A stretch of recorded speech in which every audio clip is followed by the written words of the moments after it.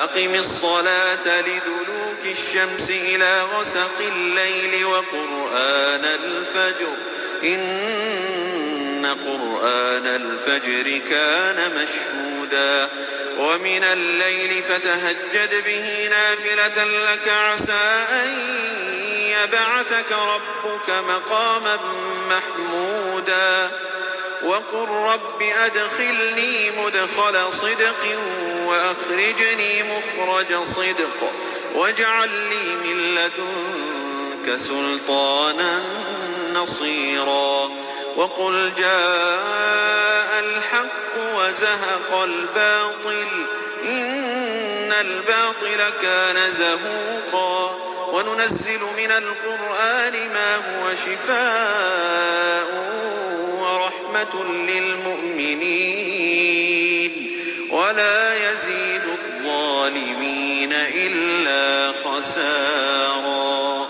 وإذا أنعمنا على الإنسان أعرض ونأى بجانبه وإذا مسه الشر كان يئوسا قل كل يعمل على شاكلته فربكم أعلم بمن هو أهدى سبيلا ويسألونك عن الروح قل الروح من أمر ربي وما أوتيتم من العلم إلا قليلا.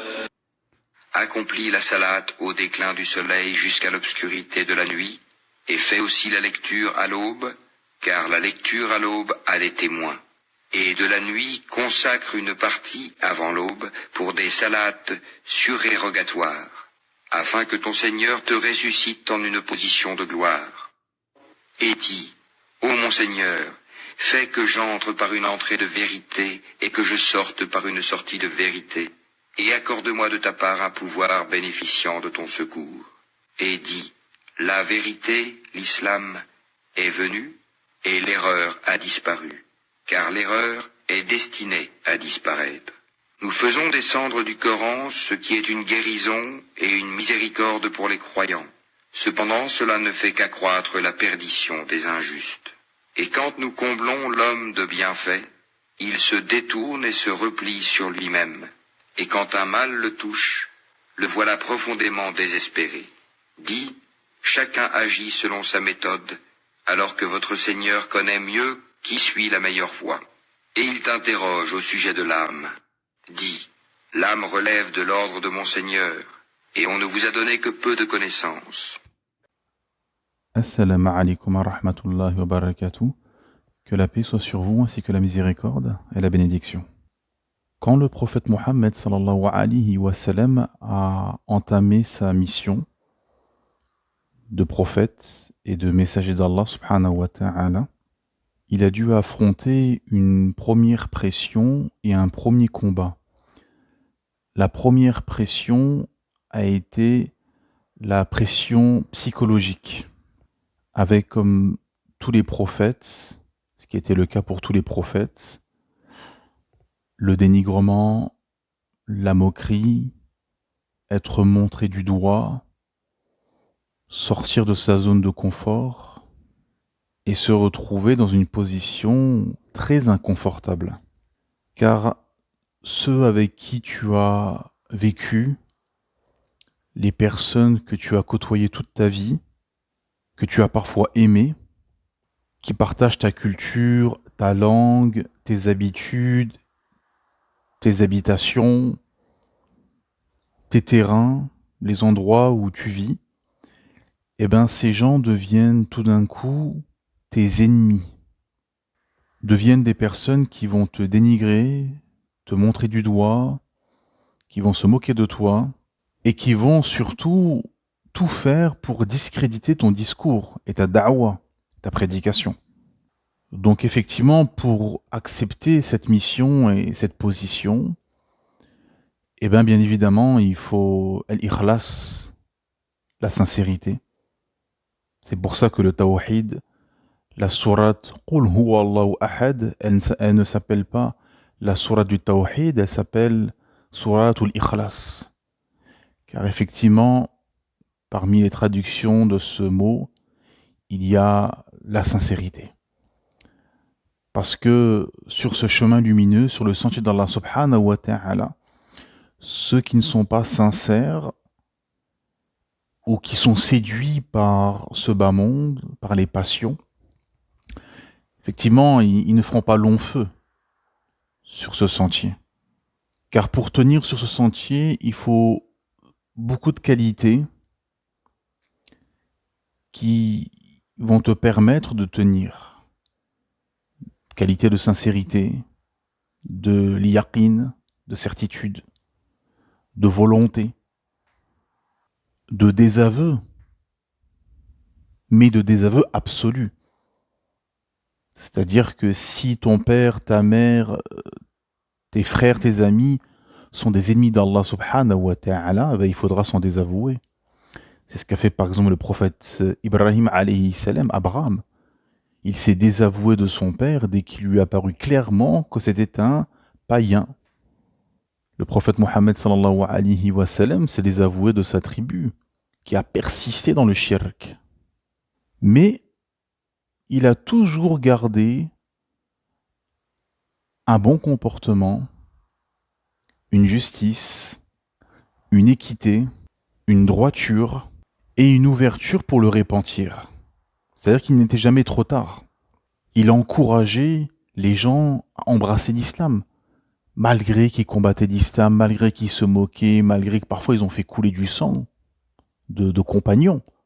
Radiallahu anhum. Eh ben, il y avait toute cette ouverture de repentir. Et donc, il y a eu cette première épreuve de pression psychologique qui s'est ensuite caractérisée par une pression physique avec des coups, de la torture et jusqu'à des meurtres de compagnons. Ensuite, le premier combat qu'a mené le prophète Mohammed sallallahu alayhi wa sallam, c'est le combat idéologique. C'est-à-dire qu'il était à la Mecque, il n'était pas dans une position de force, entre guillemets, dans le sens où il n'avait pas d'État, il n'avait pas d'armée, il n'avait pas, au tout début de la da'wah, de la prophétie, les adeptes étaient beaucoup moins nombreux que les ennemis, que les Qurayshites, que les païens qui dominaient à la Mecque. Et donc cette première étape, ça fait partie des sagesses d'Allah subhanahu wa ta'ala. C'est-à-dire qu'Allah ta'ala a envoyé Moïse, Moussa alayhi salam et son frère à Pharaon. Ils n'étaient que deux. Et ensuite, il y a eu les plaies d'Égypte, il y a eu les fameuses sentences qu'Allah ta'ala a descendues sur l'Égypte pour ramener à la raison Pharaon et lui faire comprendre que c'était le Seigneur de l'univers qui avait envoyé Moïse et Aaron. Donc la question, c'est pas d'avoir une armée, d'avoir un État, que les prophètes, plus ils auront des gens avec eux, plus ils seront forts. Non, il faut le comprendre dans le sens où il y a une méthodologie. Par exemple, Allah subhanahu wa ta'ala n'a pas interdit l'alcool, n'a pas rendu obligatoire le hijab, n'a pas déclaré le commencement de l'application du hajj. Les premiers mois, par exemple, c'est venu des années après. L'interdiction de l'alcool, c'est venu des années après. Le hijab, l'obligation du hijab, pareil, des années après.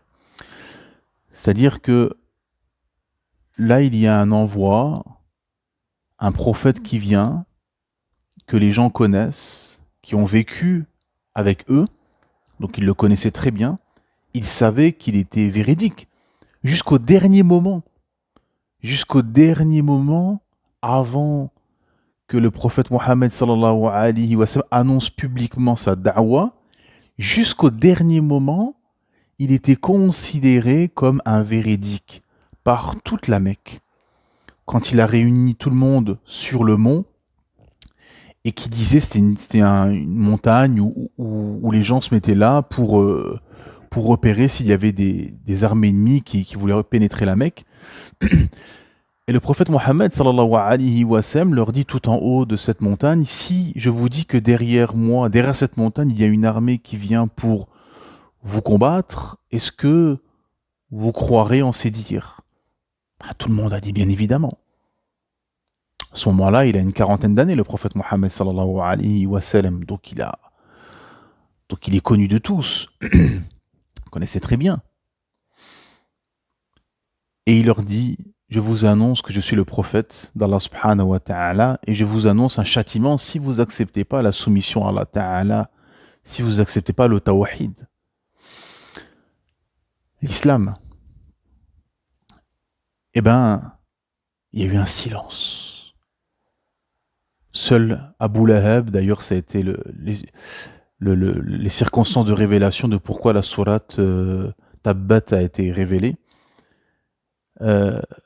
Car il a tapé avec ses mains, il a jeté une malédiction, enfin il a dit avec sa langue, la malédiction soit sur Mohammed. Et Allah Ta'ala a descendu la fameuse sourate où Allah Ta'ala dit qu'il est maudit, lui, que périssent lui et ses mains. Et ensuite, les rumeurs, les dénigrements, les mensonges, les accusations se sont propagés dans la Mecque. Donc ça a été une grande sagesse d'Allah subhanahu wa ta'ala. C'est-à-dire qu'en fait, Allah ta'ala leur a fait qu'ils ont côtoyé le prophète Mohammed sallallahu alayhi wa sallam pendant les 40 premières années de sa vie, alors qu'il n'était pas prophète, et ils ont pu savoir qui était ce personnage, ce grandiose personnage, sallallahu alayhi wa sallam. Et donc, le premier combat du prophète Mohammed sallallahu alayhi wa sallam a été le combat idéologique. Donc, affronter idéologiquement, être dans un combat d'idées et gagner cette guerre des idées. C'est-à-dire que eux avaient établi tout un système de vie, de pensée, de croyance, un système économique, etc. Bâti autour de la Kaaba, autour de leurs idoles et autour de leurs habitudes, de leurs coutumes, de leurs traditions. Et le prophète Mohammed sallallahu alayhi wa sallam, au tout début de sa da'wa, consistait à réciter le Coran. Il récitait le Coran. Il se mettait devant la Kaaba et il récitait le Coran. Il récitait la parole d'Allah subhanahu wa ta'ala. Et ceci, ça nous montre que, ce que nous expliquent les savants, c'est que quand on fait da'wa, quand on veut propager l'islam, malheureusement, beaucoup commencent par jeu, par des réflexions personnelles. Même si, bien évidemment, elles sont correctes et elles sont bâties autour du Coran de la Sunna. Mais il faut commencer par le Coran. La première chose. Il faut ramener du Coran quand on commence à faire da'wa. Et donc, le prophète Mohammed sallallahu alayhi wa sallam a entamé ce premier combat, qui est un combat idéologique, qui est un combat de guerre des idées. Et donc, par ricochet, de convaincre les gens. De convaincre que ta da'wa est véridique. Vous savez, dans l'histoire de l'islam, on a parfois des récits comme ça de savants, de grands savants, où leurs étudiants ont demandé justement à leurs savants s'ils pouvaient aller débattre avec telle personne, avec tel juif, avec tel chrétien, tel païen, etc. De faire un débat. Et parfois, on voit que des savants étaient contre ceci. Disaient à leurs étudiants, n'y allez pas. Pas parce que ils n'avaient pas la vérité, parce que le débat, les règles autour de ce débat et la personne qui allait être en face, les circonstances n'étaient pas réunies pour, entre guillemets, gagner le débat et faire triompher la vérité. C'est que parfois, vous avez une personne qui a la vérité et l'autre qui a le mensonge, et celle qui a le mensonge peut gagner, entre guillemets, le débat autour des gens ignorants parce que l'autre est un plus grand orateur, il a plus de répartie, il va tendre des pièges, il va poser des questions pièges, etc. Hein. On a cette parole, par exemple, de l'imam Shafi'i qui disait que il n'a pas fait un débat avec un savant sans avoir gagné et fait un débat avec un ignorant sans avoir perdu. Il disait qu'il a toujours gagné un débat face à un savant, face à un alim, et toujours perdu un débat face à un jahil, face à un ignorant. Parce que le savant, il a des règles, il accepte le dalil, il accepte la preuve. Alors que l'ignorant n'accepte pas la preuve. Il est dans une perpétuelle réflexion personnelle. Sans science et basé sur les passions. Et donc on est dans dans un moment de la prophétie du prophète Mohammed sallallahu alayhi wa sallam, où on est au début de la da'wa, on est à la Mecque, on n'a pas d'État, on n'a pas de...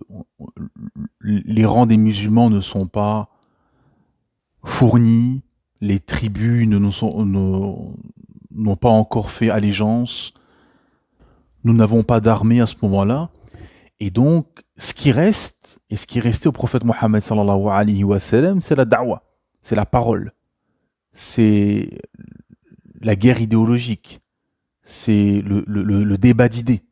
Voilà. Et à ce jeu-là, le prophète Mohammed sallallahu alayhi wa sallam était implacable, injouable. Pourquoi? Parce qu'il avait le Coran, il avait la parole d'Allah Ta'ala. Cette fameuse scène qu'on a plusieurs fois relatée, quand ce Qurayshite va voir le prophète Mohammed sallallahu alayhi wa sallam et qui lui dit on va faire de toi notre roi, tu seras l'homme le plus riche d'Arabie, on va te ramener les plus belles femmes d'Arabie, on va te ramener les plus grands médecins d'Arabie si tu es malade, etc. Mais contre une chose, arrête ta da'wa, arrête de propager l'islam. Et le prophète Mohammed sallallahu alayhi wa sallam lui a répondu en récitant le Coran, la sourate Fussilat, la sourate 41, et il a été subjugué. Il a été subjugué et il est parti avec un visage qui avait complètement changé, qui était parti avec une attitude conquérante et qui était revenu complètement abattu avec un visage qui avait beaucoup changé. Pourquoi? Parce qu'il avait entendu la parole du Créateur et qu'en plus, c'est la meilleure créature qui a récité la meilleure parole, la parole du Créateur, Allah subhanahu wa ta'ala. Donc effectivement, il a été subjugué. Cet arabophone de naissance a été percé par chaque verset qu'il venait d'entendre. Chaque mot, chaque lettre avait pénétré ses tympans, son cœur, son esprit, mais sans que cela lui offre la guidée, parce que Allah Ta'ala guide qui il veut et égare qui il veut, mais il n'égare que les pervers, que les corrompus, que ceux qui se mentent, qui ne cherchent pas la vérité au fond. Et qu'est-ce qu'a dit ce Qurayshite en retournant chez ses semblables? Il leur a dit que cet homme, en parlant du prophète Mohammed sallallahu alayhi wa sallam, ce n'est pas un possédé, ce n'est pas un poète, ce n'est pas un fou. Et que sa parole, le Coran, aura un impact dans le monde entier. Allahu Akbar. Il dit ça. On est à la Mecque et le Coran est seulement à la Mecque. Et il annonce aussi que cette parole aura un impact dans le monde entier. Extraordinaire. Et qu'est-ce qu'ils ont dit? Il a été ensorcelé par le prophète Mohammed sallallahu alayhi wa sallam. Subhanallah. Allahu Akbar. Regardez, c'est incroyable comment... C'est pour ça qu'aujourd'hui beaucoup s'étonnent, mais regardez, ils combattent l'islam, ils font d'innombrables débats sur les plateaux télé, etc., etc. Oui, parce que l'ennemi de l'islam, l'ennemi de la vérité, c'est un acharné têtu satanique. Et là, on le voit, en fait, c'est le voilement du cœur. Vous pouvez faire ce que vous voulez. Et les cœurs sont voilés. Quand les cœurs sont voilés, c'est terrible. Personne... Vous lui montrez un mur blanc, il va dire non, le mur est noir, le mur est vert, le mur est violet, le mur est rouge. Mais il dira jamais que le mur est blanc alors que le mur est blanc. C'est extraordinaire, quoi. Et donc, ils n'ont pas compris que c'était la vérité, ou ils n'ont pas accepté. Ils l'ont pas perçu. Ils n'ont pas voulu voir cette réalité qui s'offrait à eux. Et donc, ça a été cette mission au début, ce combat idéologique, cette guerre des idées qu'il fallait gagner. Et c'est comme ça que les rangs ont gonflé. Parce que cette parole a subjugué les esprits, les cœurs, et a permis cette victoire. C'est-à-dire que plus le temps passait, et plus les gens abandonnaient le shirk, abandonnaient le système des Qurayshites pour le tawhid, et pour le système divin d'Allah subhanahu wa ta'ala. Et plus tu es sincère sur le sentier d'Allah, plus Allah il te donne cette lumière. Il te donne cette lumière qui te permet de convaincre et que les gens en face finalement s'aperçoivent ou décèlent que tu portes une vérité, que tu portes quelque chose de très très sérieux. Et ça, c'est Allah Ta'ala qui donne cette lumière. Cette lumière qui a accompagné par la suite les compagnons lors de l'époque des Khurafa Rashidoun, des califes bien guidés. Ils sont partis propager l'islam dans les quatre coins du monde et ils ont touché les cœurs, ils ont touché les esprits, ils ont touché les humains, ils ont touché les âmes. Parce que le da'i, le prédicateur, le porteur de lumière, doit avant tout toucher le cœur, l'âme de la personne qu'il prêche. C'est-à-dire qu'on n'est pas dans quelque chose de mécanique, de technique, d'artificiel, de stéréotypé, où on oublie l'humain, on oublie le réel, on oublie l'environnement, on oublie le vécu des uns et des autres, les traumatismes des uns et des autres. Non, il faut tout prendre en compte. Il faut tout prendre en compte, discerner et avoir une intelligence d'analyse. Intelligence d'analyse pour pouvoir justement émettre un prêche, une da'wa, un message qui sera pertinent pour ceux qui sont prêchés et qui sera audible également. Et il faut beaucoup de patience. Ce qu'a démontré le prophète Mohammed sallallahu alayhi wa sallam, il était patient, très patient. Un jour, il était en soujoud devant la Kaaba et quelques Qurayshites étaient en train de se moquer de lui, de regarder qu'est-ce qu'il fait, en parlant du prophète Mohammed sallallahu alayhi wa sallam, qu'est-ce qu'on lui fait, etc. Ils étaient en train de se chauffer entre eux. Et il y en a un qui a pris les boyaux d'un chameau et qui a versé les boyaux du chameau sur la tête du prophète Mohammed sallallahu alayhi wa sallam. Et le prophète Mohammed sallam et la fille du prophète Mohammed sallam, Fatima radhiyallahu anha, a enlevé ses boyaux et a défendu son père. Donc devant toute cette médiocrité, cette pauvreté intellectuelle, et face à des gens qui sont sauvages finalement, bah, il faut être patient. Il faut être patient, il faut propager la vérité, il faut avoir le bon soupçon, il faut espérer que ces gens changent. C'est ce qui s'est passé. Abu Sofyan, qui était le chef de la Mecque, radhiyallahu anhu, s'est converti à l'islam. À la fin, Khalid ibn Walid, radhiyallahu anhu, s'est converti à l'islam après avoir combattu les compagnons. Beaucoup parmi les Qurayshites, qui étaient d'acharnés combattants de l'islam et des musulmans, ont accepté le message. Donc il faut être optimiste, il faut être patient, et Allah Ta'ala change les situations. Quand on est patient, sincère, et qu'on veut vraiment que le système d'Allah subhanahu wa ta'ala gagne et domine, un jour ou l'autre, ça se réalise. Mais il faut être patient. Il faut le vouloir. Et donc, effectivement, cette guerre des idées et ce combat idéologique dans une position où on est en position de faiblesse, on n'a pas d'empire, on n'a pas de... on est plus dans une époque de rouraba, d'étrangeté, qu'une époque où ça afflue, où il y a une effervescence, comme à l'époque des Salaf Salih, par exemple, où on est dans une position de faiblesse matérielle et qu'on est dans un système tyrannique anti-islam qui met une pression perpétuelle à l'endroit de l'islam et des musulmans, et ben c'est exactement dans la position dans laquelle nous sommes aujourd'hui. Et donc c'est ce qui nous reste, c'est ce qu'on a. C'est-à-dire on a les outils idéologiques. L'écriture de livres, la da'wa sur les réseaux, sur les outils numériques contemporains, etc.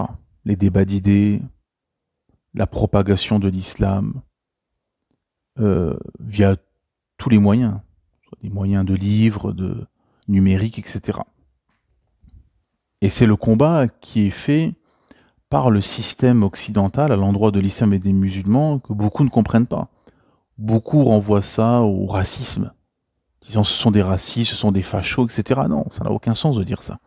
C'est un combat idéologique.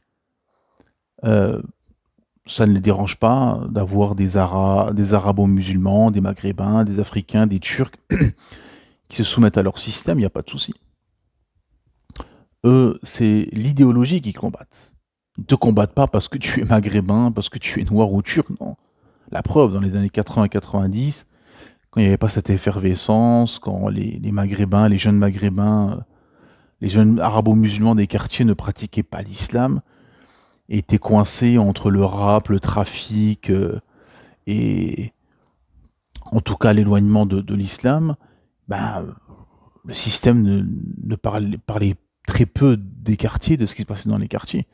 D'ailleurs, ça ne les dérangeait pas qu'il y a tout ce trafic et toute cette violence et cette délinquance. Ça ne les dérangeait pas. Donc, c'est une preuve que ce n'est pas ce qui est visé, ce n'est pas ta couleur de peau, ton origine. Bien sûr, dans la société, il y a de la discrimination, il y a du racisme, etc. Oui, mais là, ce que fait le système politico-médiatique, ça n'a rien à voir au racisme. C'est un combat idéologique. Ils combattent l'islam. Car ce qu'il faut comprendre, c'est que en Europe, en Occident, en Europe, pendant près de 2000 ans, c'est l'Église qui a gagné la guerre des idées. La guerre des idées a été gagnée par l'Église. C'est l'Église qui a dominé sociétalement, idéologiquement, la pensée, les esprits, les cœurs des Européens. C'est ce qui s'est passé en Europe. Jusqu'à la chute de l'Église.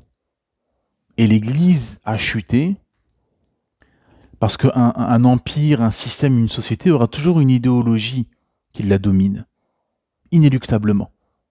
Que ce soit du nationalisme, que ce soit du socialisme, que ce soit de la démocratie, de la laïcité, du dogme, peu importe, il y a toujours une idéologie qui domine.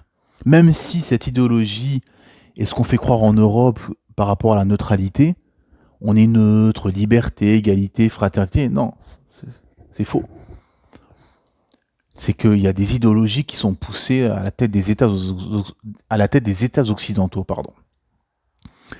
Et donc, à un moment donné, l'Église a chuté, l'Église s'est effondrée au profit d'une autre idéologie, d'un autre système de pensée, de croyance, un autre dogme, qui est le dogme qu'on va appeler franc-maçon, athée, laïque, démocratique. Hein, on a coupé la tête du roi en France, c'était la fin de l'époque des rois, que le prophète Mohammed sallallahu alayhi wa sallam a annoncé.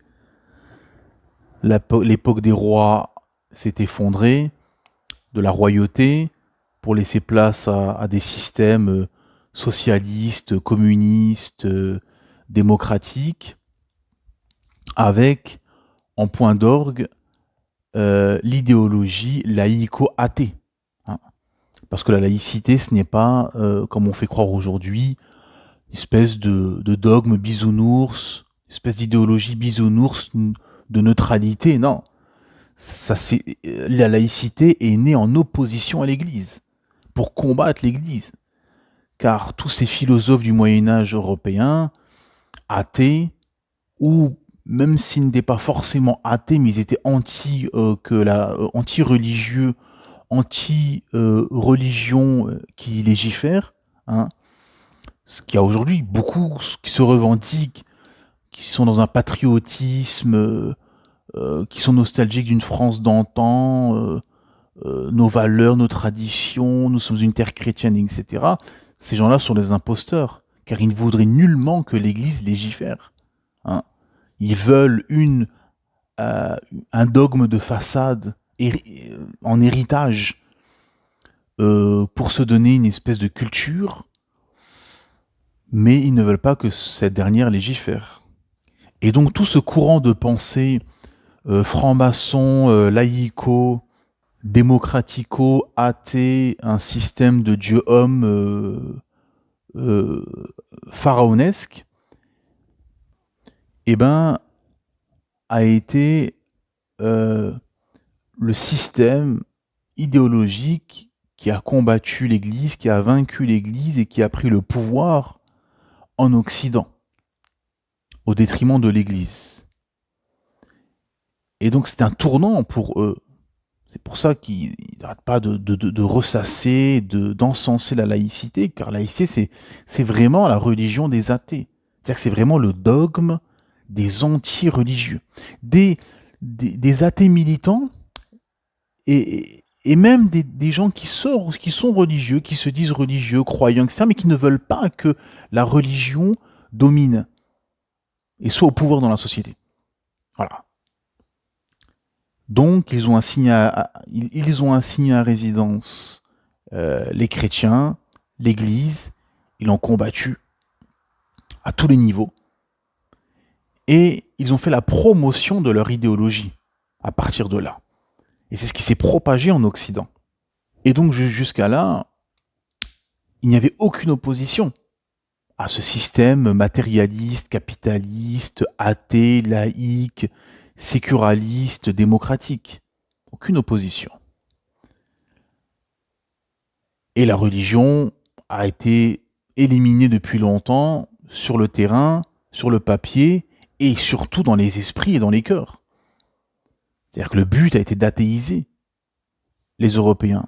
Et c'est ce qui s'est passé. Vous prenez des sondages il y a 100 ans, les Européens se disaient à 70-80% croyants chrétiens. Aujourd'hui, c'est le contraire. À 70-80%, ils se disent athées, sans religion, etc. Donc le but a été atteint. L'objectif a été atteint.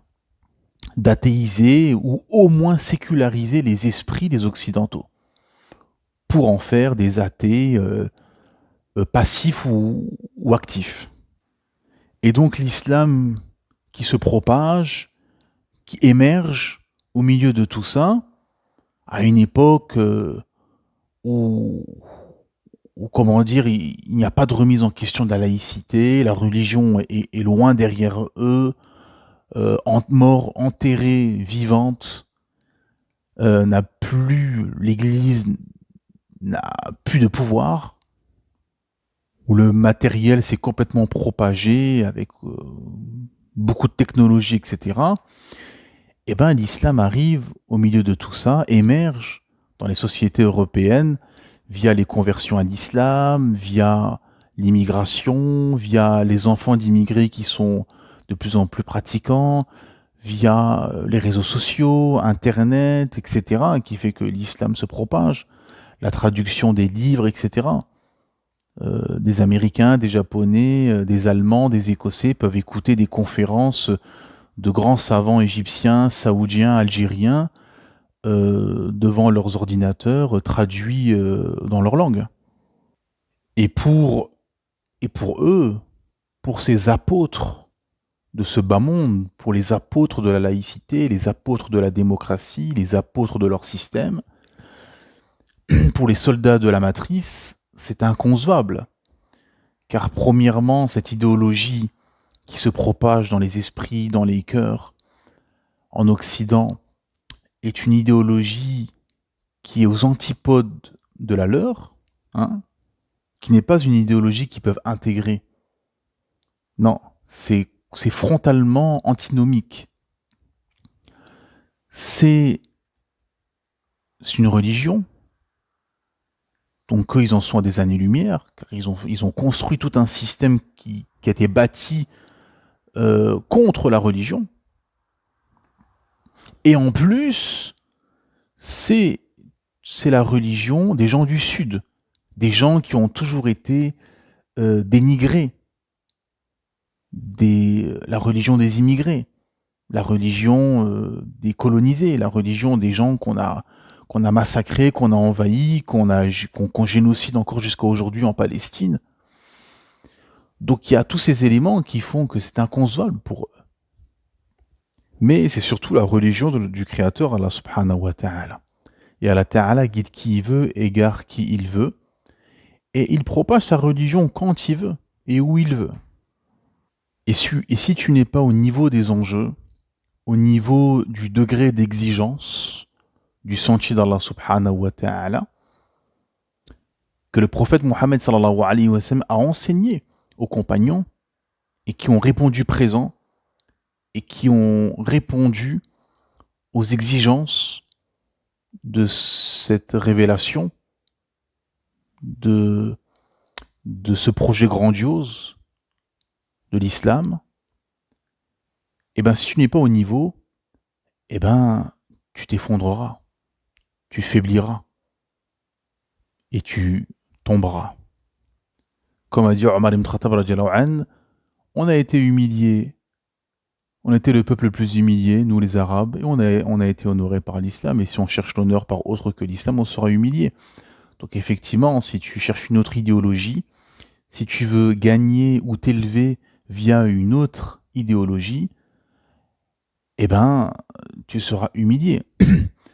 Car Allah Ta'ala, à la fin de la sourate Nisa, An-Nisa, à la fin du signe 141, Allah Ta'ala dit que Allah, jamais Allah ne donnera une voix aux incroyants contre les croyants.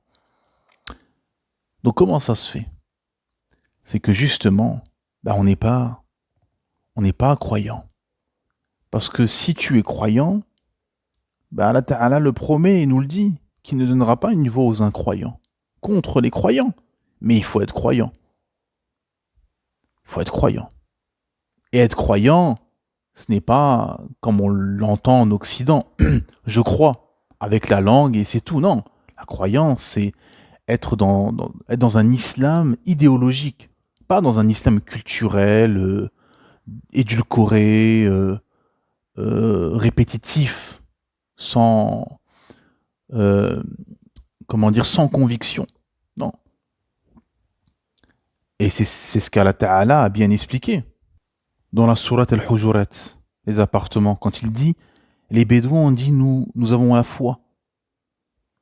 Et Allah Ta'ala les réfute en disant, non, vous n'avez pas encore la foi. La foi n'a pas encore pénétré vos cœurs. Vous êtes tout simplement soumis, vous êtes juste soumis, car la foi n'a pas pénétré vos cœurs. Subhanallah. Car il y a ces plusieurs degrés, qu'il faut comprendre. Il y a la soumission, il y a la croyance, jusqu'à l'ihsan. Et donc effectivement, si tu n'es pas au niveau, que tu n'es pas dans cette croyance, tu n'es pas croyant véritablement, avec tout ce que cela implique, effectivement, il se passera ce qui se passe. Et donc effectivement, alhamdulillah, Allah Ta'ala, peu importe la médiocrité de beaucoup de gens qui se réclament de l'islam et la faiblesse de foi et le fait de ne pas être au niveau de ces enjeux, justement, au niveau d'exigence, effectivement, malgré tout, alhamdulillah, la religion d'Allah Ta'ala se propage. Il guide qui il veut, propage l'islam où il veut, dans quelle contrée qu'il veut, et il utilise qui il veut pour propager sa religion. Et donc, effectivement, là, on est en plein dans cette guerre idéologique entre, d'un côté, le système occidental, le système des hommes, finalement, du dieu homme, de l'idolâtrie, de l'idolâtrie, un condensé de toute idolâtrie, l'idolâtrie des personnes, l'idolâtrie du matériel, l'idolâtrie de l'argent, le veau d'or, l'idolâtrie des idéologies humaines, etc. Face au système divin du Créateur Allah Ta'ala, face au monothéisme. Au premier verset de la sourate Ibrahim, classé 14, Allah Ta'ala nous dit: voici un livre que nous avons fait descendre sur toi, afin que par la permission de leur Seigneur, tu fasses sortir les gens des ténèbres vers la lumière, sur la voie du Tout-Puissant, du digne de louange. Effectivement, l'obscurantisme et les ténèbres, c'est leur système corrompu, système des hommes, système où on met l'homme au milieu de tout, au milieu de la cité, au milieu des lois. La glorification de l'individu et de ses penchants. C'est-à-dire que s'il veut changer de sexe, on va glorifier ceci. Si il veut aller contre nature et contre la saine nature et s'accoupler avec le même sexe, eh ben on va glorifier ceci, on va défendre ceci, on va promotionner ceci et on va établir des lois pour permettre ceci. Le fameux mariage pour tous. Si les gens suivent toutes sortes de déviances, on va financer ceci et faire la promotion de cette déviance et de ces déviances. Les femmes ne veulent plus rester à leur place, veulent un égalitarisme fou et insensé et en faire des hommes bis, on va promotionner ceci via le féminisme.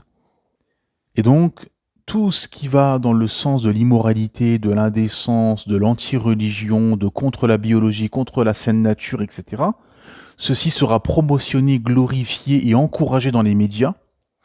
Et à l'inverse, la spiritualité révélée d'Allah Ta'ala, la religion, le voile, le hijab, la abaya, le ramadan, le halal, etc., sera criminalisé dans les médias, sera criminalisé par le système. Et on est en plein dedans. Et ils veulent faire passer justement Nour, ils veulent faire passer la lumière révélée par Allah Ta'ala comme un obscurantisme, des ténèbres, etc. Et eux, comme quelque chose de lumineux. Wal'iyadu billah. Et là, on est dans l'inversion totale des valeurs et de la vérité. Non. Allah Ta'ala nous le dit lui-même, qu'il a envoyé les prophètes et qu'il a envoyé le prophète Mohammed sallallahu alayhi wa sallam pour faire sortir les gens des ténèbres, faire sortir les gens de l'obscurantisme, de l'athéisme, de la laïcité, de la démocratie, des idéologies humaines, du système humain, de l'idolâtrie, vers la lumière du tawhid, vers la lumière du monothéisme, vers la lumière de notre Créateur Allah subhanahu wa ta'ala, vers la lumière du Coran, la lumière de la Sunna et la lumière de toutes les pratiques de l'islam. Voilà la vraie lumière et voilà les vraies ténèbres, le vrai obscurantisme. C'est leur système humain qui mène nulle part. Regardez, les gens sont malheureux, sont tristes, sont en dépression, sont en suicide. Alors qu'ils sont dans l'abondance du matériel. Ils peuvent s'endetter sur 25-30 ans pour avoir la maison de leur rêve ou la berline de leur rêve. Et malgré tout, les gens sont malheureux. Les gens se suicident. Les gens sont dans l'anxiété. Les gens sont dans un manque. Ils le disent, il me manque quelque chose dans ma vie. Effectivement, l'âme a été révélée sur l'adoration. L'âme a été créée sur l'adoration et sur le monothéisme. Non sur l'idolâtrie, non sur l'assouvissement personnel, non sur l'accumulation de biens.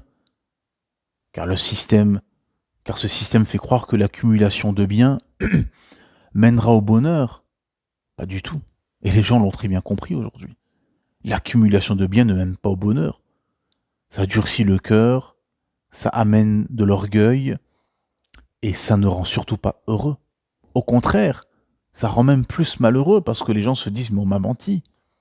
On m'a fait croire que le jour où je serai une star de la chanson, une star du cinéma, que je serai président, que je serai ministre, le jour où je serai millionnaire, où j'arriverai à mon premier million d'euros, où j'aurai une Ferrari, une maison au bord de la mer, le jour où j'obtiendrai tout ceci, je serai heureux. Mais en réalité, non. Car le vrai bonheur est dans la soumission à Allah Ta'ala. C'est Allah qui tourne les cœurs. C'est Allah qui descend dans ton cœur l'effroi ou qui descend dans ton cœur la sakina, la sérénité. Et donc tous ces apôtres de la matrice et tous ces soldats de Satan, ont un seul but, faire apostasier les musulmans et faire éloigner les gens de la vérité, les gens de l'islam. C'est ça leur but, rendre le chemin tortueux, comme Allah Ta'ala nous dit, en parlant de ces shéatines. Ils veulent rendre le chemin tortueux vers Allah Ta'ala, en mentant, en inventant des choses, en manipulant des pseudo-attentats, en les mettant sur le dos de l'islam, billah, alors qu'aucun texte n'autorise ceci, l'islam interdit ceci. L'islam a été révélé pour élever l'humain intellectuellement, spirituellement, pour lui donner sa vraie place de monothéiste, pour établir la justice sur terre.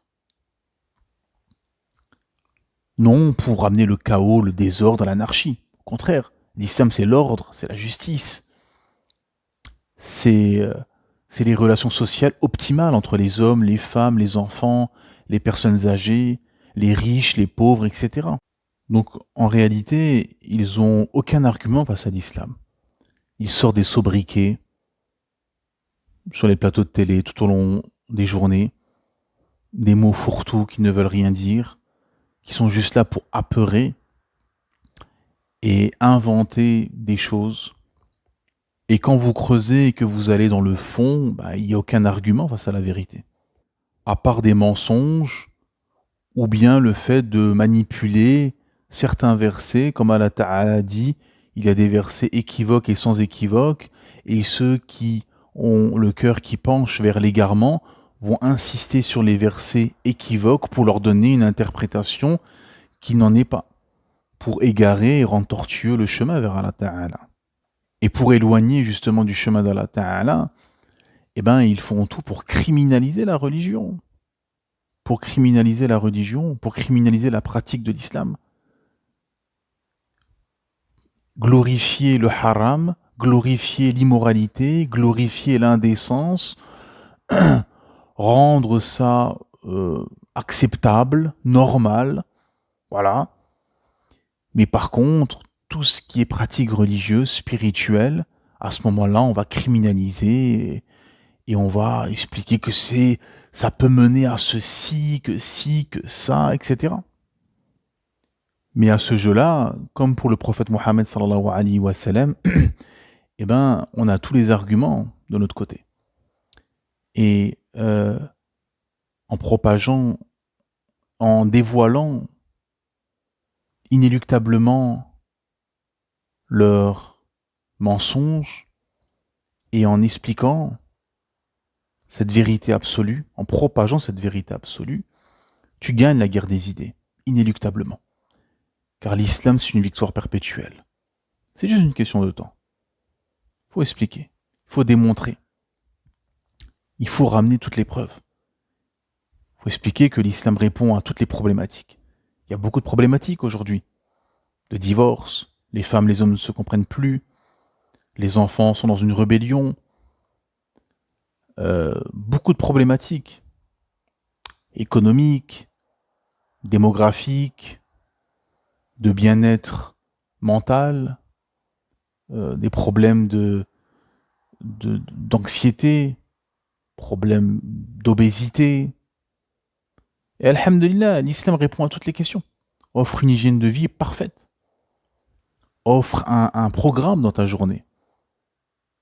Quand on voit les 5 prières sont étalées du lever du soleil au coucher du soleil. Et au-delà du coucher du soleil pour la prière de l'Aïcha, pour te donner un programme, pour te donner un planning, et un planning au niveau de ton sommeil, un équilibre au niveau de ton sommeil, un équilibre au niveau de ta santé physique. L'islam t'interdit ce qui est négatif. Regardez leur société, leur système. Leur système autorise tout. Ça n'a pas de sens. Autoriser la drogue, autoriser la cigarette, autoriser l'alcool, etc. Ce n'est pas bon pour la santé des gens. L'islam, alhamdulillah, interdit ceci. Peu importe, même si on peut gagner des milliards avec les taxes, non. L'islam est juste et l'islam interdit ce qui nuit à l'esprit, ce qui nuit à ton cœur et ce qui détruit le corps. tout ce que l'islam interdit, tout ce qu'Allah subhanahu wa ta'ala a interdit, sont des choses qui détruisent le cœur, le corps et l'âme. Et tout ce qui est autorisé et tout ce qui est obligatoire, comme adoration, est un moyen de purification du cœur, de purification de l'âme et de bien-être pour ton corps. Et surtout, cette lumière révélée par Allah subhanahu wa ta'ala t'offre ce qu'aucun système, aucune idéologie peut t'offrir, le paradis éternel dans l'au-delà, que tu sois riche, pauvre, homme, femme, noir, blanc, que tu meurs à 10 ans, à 30 ans, à 50 ans, à 100 ans, tu pourras jouir à profusion des bienfaits d'Allah subhanahu wa ta'ala dans son vaste paradis pour l'éternité, à condition d'être un monothéiste et de te soumettre à Allah subhanahu wa ta'ala seul, sans associé. À l'inverse, refuser la soumission à Allah ta'ala, refuser le sentier d'Allah ta'ala et suivre le sentier de Shaitan et te soumettre au système des hommes et être un idolâtre te condamne à l'enfer pour l'éternité. Wal-'iyadu billah. Donc voilà le combat qui est proposé. C'est un combat idéologique qui en dit beaucoup sur chacun, car finalement, chacun se dévoile lui-même, car en empruntant ce chemin et en rentrant dans l'arène de ce combat idéologique, eh bien chacun s'aperçoit et s'apercevra quel système finalement occupe son esprit, occupe ses pensées, occupe son cœur. Car ce que tu dis avec ta langue, c'est une chose, mais par contre, ce qui occupe tes pensées, occupe ton esprit, occupe ton cœur, qu'est-ce qui t'habite? Qu'est-ce qui t'habite? Quelle idéologie? Quelle loi? Quel paradigme? Quel prisme? Quelle idéologie? Quel système de vie, de pensée, de croyance occupe ton esprit et occupe ton âme au plus profond de toi? Eh bien, c'est dans un combat, et c'est dans le combat idéologique qu'on le sait. Certains bédouins d'Arabie ont fait le choix et ont choisi ce sentier lumineux du Créateur Allah subhanahu wa ta'ala. D'autres sont restés et ont choisi le chemin du Tarout. Et au final, le combat idéologique dévoile ceci, dévoile ceux qui luttent dans le sentier d'Allah et ceux qui luttent dans le sentier du Tarout. Que la paix, la miséricorde et la bénédiction soient sur vous.